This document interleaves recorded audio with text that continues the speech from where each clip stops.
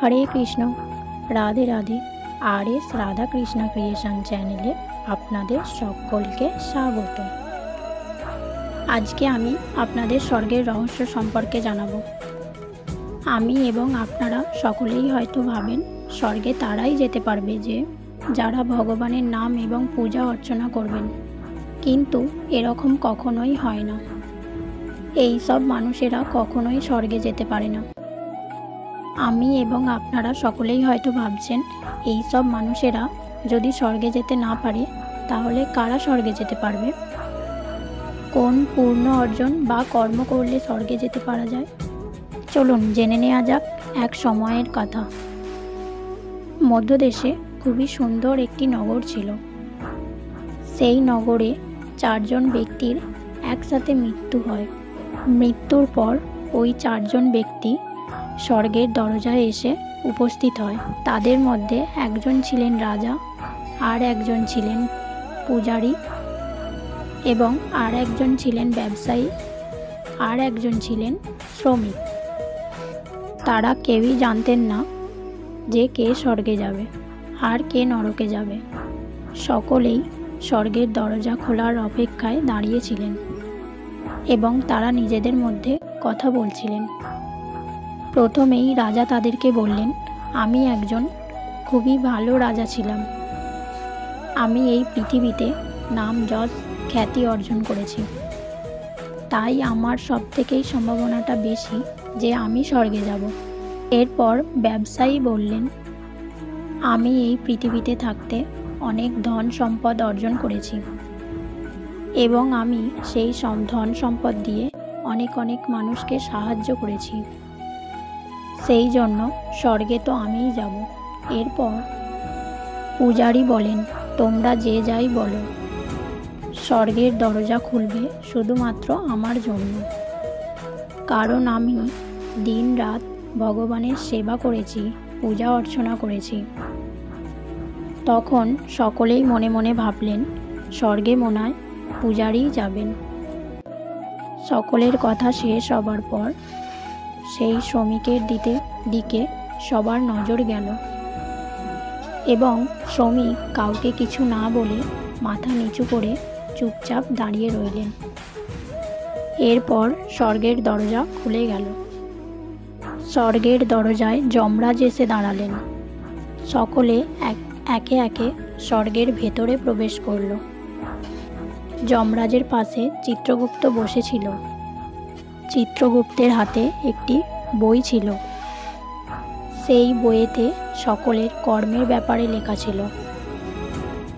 যমরাজ প্রথমে রাজাকে ডাকলেন এবং জিজ্ঞাসা করলেন, বলো তোমার জীবনে তুমি কি কি ভালো কাজ করেছো? আমি তোমার কর্মের লেখা দেখে বিচার করব তুমি স্বর্গে যেতে পারবে কিনা। এবং রাজা বললেন, আমার রাজ্য যতটা বড় ছিল ততটাই সমৃদ্ধশালী ছিল। আমার রাজ্যের প্রজারা খুবই সুখে ছিল। আমি তাদের কোনো কিছুর অভাব হতে দিইনি। এগুলোই হলো আমার ভালো কর্ম। এবার যমরাজ তার হাতে থাকা বইটি খুলে দেখলেন, তুমি সত্য কথা বলেছ, তুমি ভালো কর্ম করেছ।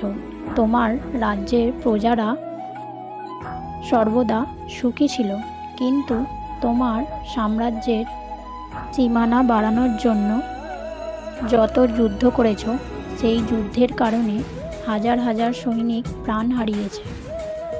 সেই সব সৈনিকদের পরিবারের দুঃখের কারণ তুমি হয়েছ। সেই কারণে তুমি স্বর্গে যেতে পারবে না। এরপর যমরাজ ব্যবসায়ীকে জিজ্ঞাসা করলেন, তোমার ভালো কর্মগুলি কি কি ছিল? তখন যমরাজকে ব্যবসায়ী বললেন, আমি শত শত মানুষকে ভোজন করিয়েছি এবং হাজার হাজার টাকা দান করেছি। আমি অসহায় গরিব দুঃখী মানুষকে ঘর বাড়ি বানিয়ে দিয়েছি। এগুলোই হলো আমার ভালো কর্ম। এরপর যমরাজ তার বইটি খুলে দেখলেন এবং বললেন, তুমি সত্য কথাই বলেছ। তুমি তোমার জীবনে অনেক দান ধ্যান করেছ, কিন্তু তুমি যে টাকা দান ধর্ম করেছ তুমি সেই টাকা অর্জন করতে অনেক মিথ্যা কথা বলেছ এবং কত মানুষকে ঠকিয়েছ, সেই জন্য তুমি স্বর্গে যাবার যোগ্য নও। এরপর পূজারীকে জিজ্ঞাসা করা হলো, তুমি তোমার জীবনে কি কি ভালো কর্ম করেছো? তখন পূজারী বললেন, হে যমরাজ, আমি অসংখ্য মানুষকে জ্ঞান দিয়েছি। আমি অনেক হোম যজ্ঞ এবং পূজা অর্চনা করেছি। দিনরাত শুধু ভগবানের সেবা করেছি এবং ভগবানকে স্মরণ করে গেছি। এরপর যমরাজ তার বইটি খুলে দেখলেন এবং বললেন, তুমি অনেক মানুষকে জ্ঞান দিয়েছো ঠিকই, কিন্তু তুমি সেই সব জ্ঞানের কথা নিজে কখনো স্মরণ করনি। তুমি কখনো ভগবানের নাম পূজা অর্চনা নিঃস্বার্থভাবে করনি, তাই তুমিও স্বর্গে যাবার যোগ্য নও। এই সব দেখে শ্রমিক আশ্চর্য হয়ে পড়লেন এবং মনে মনে ভাবলেন, তিনি যাদেরকে মহান ভেবে আসছিলেন তাদের ব্যাখ্যা স্বর্গে এসে বদলে গেল।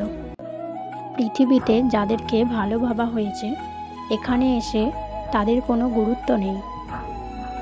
এরপর যমরাজ শ্রমিককে কিছু বলার আগে শ্রমিক নিজে যমরাজকে বলে উঠলেন, হে প্রভু, আমি স্বর্গে যাবার যোগ্য নই, কিন্তু আমি বাইরে থেকে স্বর্গের দর্শন করতে চাই।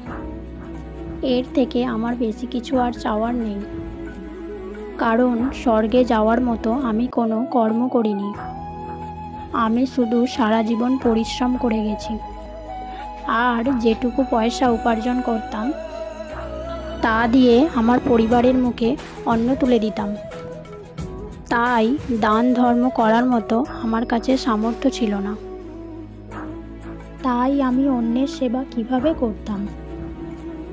কাজ শেষ করার পর যেটুকু সময় পেতাম, সেইটুকু সময় বৃদ্ধ বাবা মাকে দিতাম।